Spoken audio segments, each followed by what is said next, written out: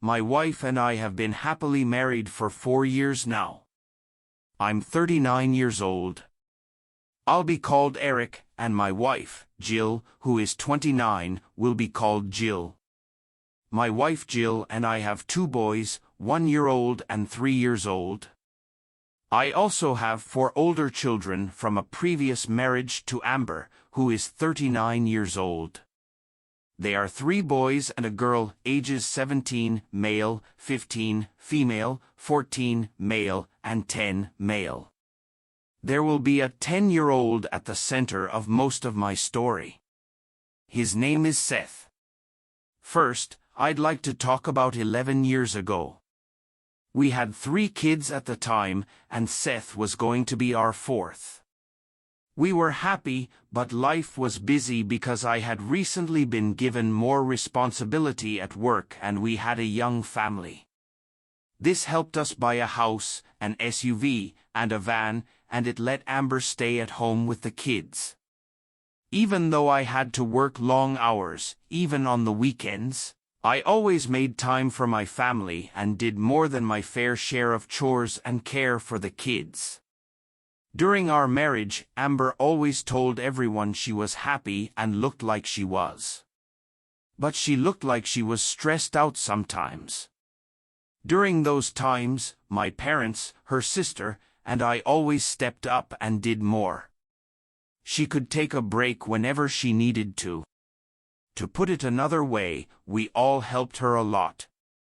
Also, I want everyone to know that having 4 kids was a choice made by both of us, but mostly Amber. She gave birth to Seth, and things were going well, even though they were crazier than before. Things were always a mess in our house, and Amber even got our kids a puppy. Once more, Amber came up with this idea because my 3 older children kept pleading with her to get one. We had a lot of kids, a dog, and family over all the time, so there was never a boring moment. I loved it. Over time, it became clear that Seth didn't look like my wife, my other kids, me, or anyone in either of our families. His hair was white, his eyes were bright blue, and his skin was light. The rest of his family had dark brown or black hair, brown eyes, and darker skin. Amber and I are both half Italian. There's no reason for this to be important to me, but it keeps going through my mind. Our parents and friends would sometimes joke that Amber must have been seeing the mailman or something like that. They were joking, and they didn't mean anything by it. We all laughed. The features of Seth became more clear over time. Long story short, I took him in secret the day before he turned 2 and got his DNA checked. The test results showed that Seth wasn't my son. It was clear that day was the worst of my life, and I cried a lot. But I wasn't totally shocked. I asked the doctor if these tests are ever wrong. The doctor said it happened very rarely, but suggested we get another test to make sure of the first results. In the end, it didn't change anything. Things were going badly in my life, and I needed to decide what to do next. A lot of guys are going to be mean to me for this, but my first plan was to do nothing and ignore it. I decided to try living a normal life for 5 weeks to see if that would help me get over this. During this time, I never talked to my wife about it, I acted normally, and I even had regular sex with her. My crazy thoughts finally got the best of me, and I broke down. I needed to leave quickly before I lost it. I talked to a divorce lawyer about everything, including the DNA test, and set up a meeting. It was her turn to ask how my wife responded. I told her I hadn't told her because I wasn't sure I wanted a divorce yet. The lawyer told me to talk to her in front of witnesses to get her side of the story, but I didn't want to and chose not to. It was likely that if I talked to her about it, I would give her another chance instead of getting a divorce. I told the lawyer I didn't know who the affair partner was when she asked. She told me to look through my phone records, emails, texts, and other things to see if they held any hints. She told me that under our state's rules, even though Seth is not biologically mine, I am his legal father because I was married when he was born. She went on to say that the only way the court could free me from my parenting duties would be if either the biological father came forward on his own or my wife filed a paternity claim with the biological father. I called a private investigator because I didn't have time to do the investigation myself. After going through our computer and cell phone records for one day, he was able to find the affair partner. Based on the PI's proof, the affair began on the most popular dating site at the time. Amber made a profile with the name Elsa, who is 25 years old. Her bio said she was single, didn't have any kids, and was looking for casual dates. The profile was still live on the site, but none of the photos were there anymore. Since almost 3 months ago, Amber had been messaging several guys on the site. It smelled awful. Aside from the guy she had an affair with, let's call him Bob, most of the conversations were just small talk and flirting. He lived 23 miles away and worked at a plant from 3 p.m. to 11 p.m. Because he was home during the day, like Amber, that's when they talked and had fun at his place. They talked to each other only through the relationship site. Also, Seth looks exactly like Bob. Amber told him she didn't have a phone because she lost it and hadn't gotten a new one yet. It's clear that she did this to avoid being caught. From the texts, it's clear that she stopped talking to him all of a sudden after their third date. Even though Bob kept sending her texts, she never replied, so he gave up. Amber didn't know that her Yahoo email account was getting messages from the dating site.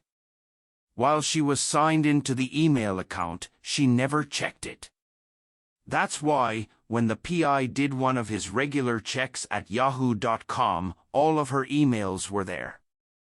I hired this guy and it was the best $950 I've ever paid.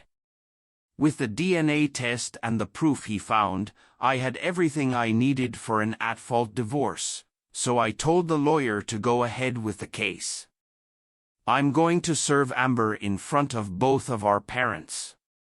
Some people might think this was a bad idea, but I didn't trust my wife and thought she might do something crazy or lie about me if we were by ourselves.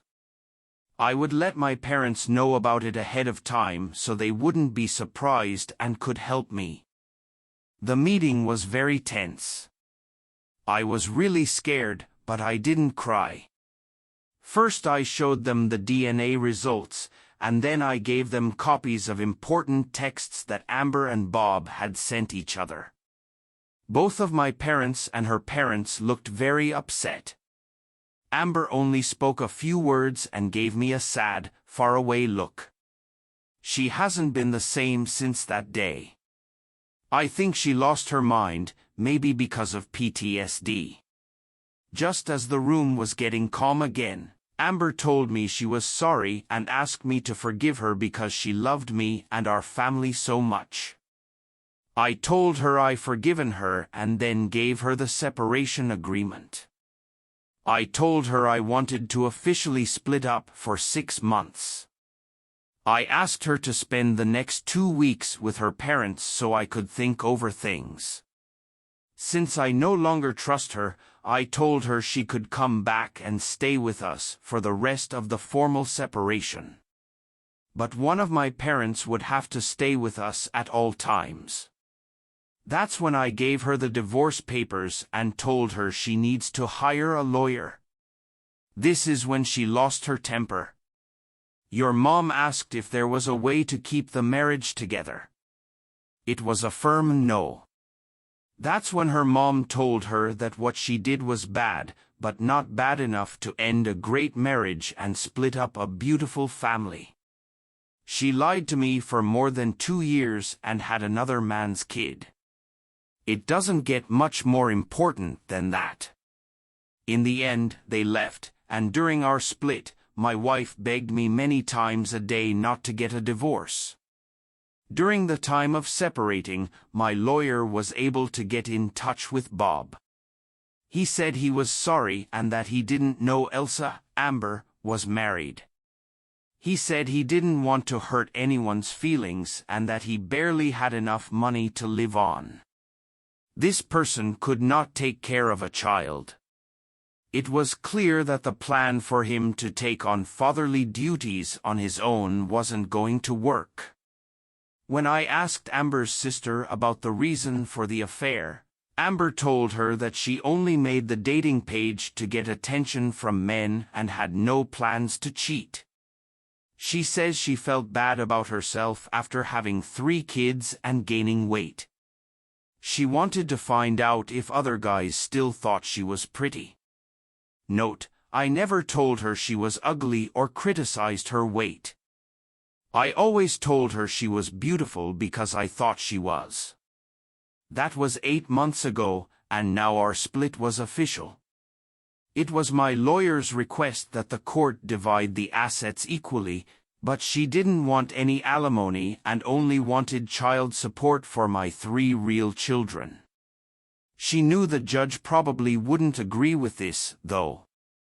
The judge told me that since I am legally Seth's father, I should also pay child support for him. She did take alimony out of the deal because of the cheating and the child from the affair. Aside from giving me 51% main custody, she also let me keep the house as part of the settlement. After the decision, the judge asked Amber and me if we had anything to say or ask. In her message, Amber told me she was sorry, still loved me, and hoped that one day we could be together again. Then I spoke up and thanked the judge for giving me a chance to speak and for her careful decision. Then I said that our state's family court rules are unfair and completely favor women over men. When a woman cheats on her husband, has a baby with someone else, and then lies to him about it, she gets main custody of his kids and he has to pay child support for a kid who isn't even his. I asked how that was fair. The judge told me that she understood how I felt but that she has to follow the rules and do what's best for the kids. She said that for the child's sake, it is best for me to stay Seth's father. She told me she could see that I am a good man and a good father, so she gave me 49% custody and let me keep the family house. At that point, she told me that the court would only free me from my formal parental duties if the biological father stepped forward and took over those duties. She said that even if this happened, the court might not allow it because the biological father would have to go through a lot of checks, including ones to see if he is mentally and financially healthy. Then I told the judge that I had already given the court the name and address of the real father. What else do you need to do to get a court order to test his DNA? The judge said that this is a civil problem and that the courts don't get involved in those kinds of things. The woman told me or my wife that the mother could sue the biological father for fatherhood if we couldn't get the biological father to come forward on his own. This is when my wife's lawyer spoke up. She said that her client didn't want another guy in Seth's life because he already has a great father. At this point, I finished my statement because I felt like everyone in the courtroom was telling me, "Suck it, and deal with it." I wanted to bring this courtroom exchange to your attention to encourage any man who is thinking about getting married to first learn about the rules in his state. After the meeting was over, I was divorced. After that, I paid my child support and was the best dad I could be to all of my kids, even Seth. No matter what happened, I treated him the same way because he was my son and the only father he ever knew. I loved him. After a few years, I met Jill, got married, and we had 2 boys. I'm now very happy to have 6 children. I thank the Lord every day that He gave me my kids and brought Jill into my life at that time. Forgive Amber, I've done that a long time ago. She takes care of her folks and is a mother most of the time these days. She's put on a lot of weight since the split, and she was just recently told she has type 2 diabetes. She now takes medicine every day for it. Amy did everything she could to get me back before I got serious with Jill. She even tried to convince the kids to agree with her, but I quickly stopped her from doing that. She's said she's sorry 1,000 times over the years and that the affair was the worst thing she's ever done. Right now we're cool and friendly, and it's been easy to co-parent with her. She wants to become an LPN because she will need a steady source of income when the child support stops due in a few years, when each child turns 18. She's also still driving the 11-year-old car she got as part of the divorce settlement. It will soon be time to get a new one. Amber has been with a few older guys over the years, but nothing serious. So I guess it's hard to date when you have 4 kids. That's all I have to say. I'll leave you with some wise words again. If you're a man thinking about getting married, take a deep breath, calm down, and make sure you have a good woman. After that, look into the family rules in your state before you make a choice that you might later miss.